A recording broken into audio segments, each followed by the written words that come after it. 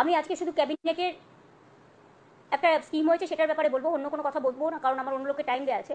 আর এটা অ্যাবসলিউটলি গভর্নমেন্টের press conference, সুতরাং অন্য কোনো পলিটিক্যাল বা অন্য কোনো বিতর্কিত বিষয় এখানে বলা হবে না।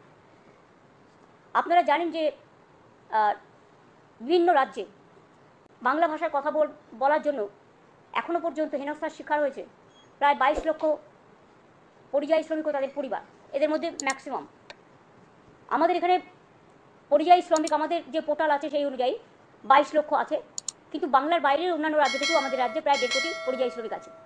কিন্তু আমি এটা বলবো শুধুমাত্র যারা ফিরে আসছেন এবং বাংলার পরিযায়ী শ্রমিক যারা বিভিন্ন রাজ্যে কাজ করেন, তারা যারা ফিরে আসছেন অসহায় অবস্থা, অত্যাচারিত হয়ে, ভাষা সন্ত্রাসকে কেন্দ্র করে তাদের অপরাধী তকমা দেওয়া হচ্ছে, বাংলা ভাষায় কথা বলা যেন অপরাধ।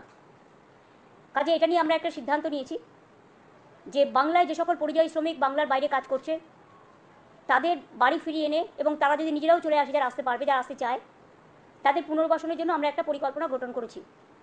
এই পরিকল্পনাটার আমরা নাম দিয়েছি শ্রমশ্রী, নতুন পরিকল্পনা।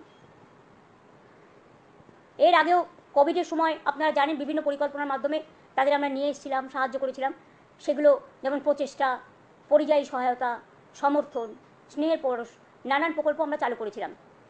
সারা দেশের অন্যান্য প্রদেশের লক্ষ লক্ষ মানুষকে আমরা বাংলায় সম্মানের সাথে রাখি, কিন্তু বাংলার মানুষ, এমনকি অন্ধ্রপ্রদেশে আমি শুনলাম কালকে একজনকে খুন করে তার ডেড বডিটা পর্যন্ত দিতে দেওয়া হয়নি। প্রতিদিন এই জিনিস চলছে সারা ভারতবর্ষ জুড়ে। সমষ্টি প্রকল্প কেন করছি? তার কারণ হচ্ছে এই প্রকল্পের মূল উদ্দেশ্য পরিযায়ী শ্রমিকদের বাংলায় ফিরিয়ে আনা এবং তাদের জীবিকার জন্য, নিজের পায়ে দাঁড়ানোর জন্য সাহায্য করা। যারা ফিরে আসবেন এককালীন ভ্রমণ সহায়তা সহ আমরা 5,000 টাকা দেব। পুনর্বাসন ভাতা মানে আমরা ফিরে আসার পর 12 মাস মানে 1 বছর নতুন কাজের ব্যবস্থা না হওয়া অবধি প্রতি মাসে তাদের 5,000 টাকা করে দেওয়া হবে। লেবার ডিপার্টমেন্ট হচ্ছে এটার ব্যাপারে নোডাল ডিপার্টমেন্ট। আমাদের উৎকর্ষ বাংলা আছে যেখানে স্কিল ট্রেনিং দেওয়া হয়।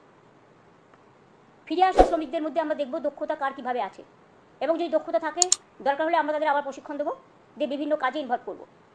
এছাড়াও কর্মশ্রী প্রকল্প আমাদের আছে, এই শ্রমিকদেরও জব কার্ড দেওয়া হবে।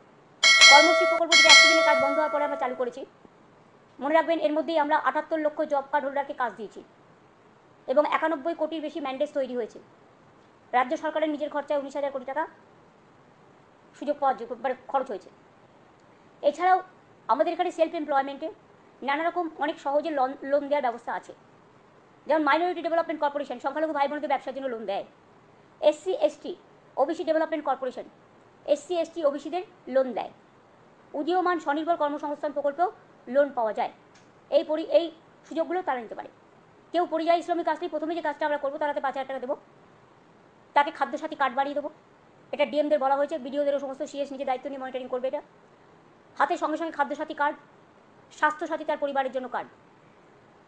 তাদের যদি নিজেদের বাড়ি থেকে ঠিক আছে, বাড়ি না থাকলে কমিউনিটি কিচেন সেন্টার, এবং তাদের ছেলেমেয়েরা অর্ধেক পড়াশোনা অবস্থায় বছরে ফিরে আসছে, সুতরাং তাদের স্থানীয় যে সমস্ত স্কুলগুলো আছে গভর্নমেন্টের, সেই সব স্কুলগুলোতে ভর্তির ব্যবস্থা করে দেওয়া, যাতে বাচ্চাদের শিক্ষার কোনো প্রবলেম না হয়, ছেলে মেয়েদের পড়াশোনার সুবিধা এবং শিক্ষার ধারাবাহিকতা বজায় রাখার জন্য।